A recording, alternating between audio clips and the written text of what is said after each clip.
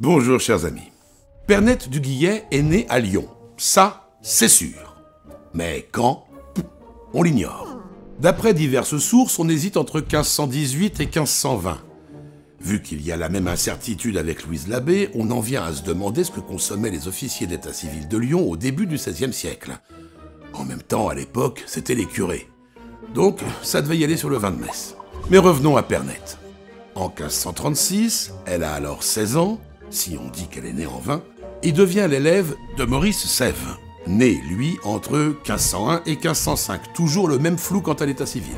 Quoi qu'il en soit, il a une vingtaine d'années de plus que Pernette, ce qui n'empêchera pas un amour platonique d'exister pendant 25 ans.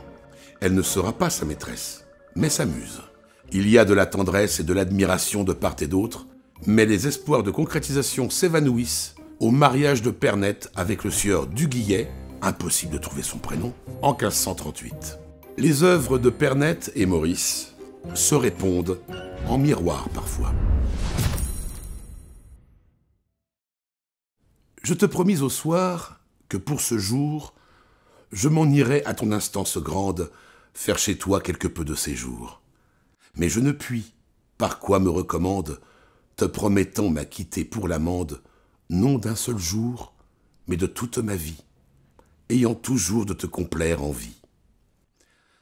Donc te supplie accepter le vouloir de qui tu as la pensée ravie, par tes vertus, ta grâce et ton savoir. Lorsque Pernette décède en 1545 de la peste, son mari trouve dans le fond d'un tiroir quantité de poèmes qu'il fera publier de manière évidemment posthume sous le titre « Rimes de gentille et vertueuse dame Pernette Guillet, lyonnaise ».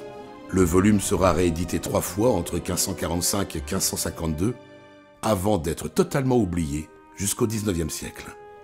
Vous pouvez trouver d'autres poèmes de Pernette de Guillet sur YouTube, dont l'excellente chaîne d'Annalie 45, dont vous trouverez le lien en description.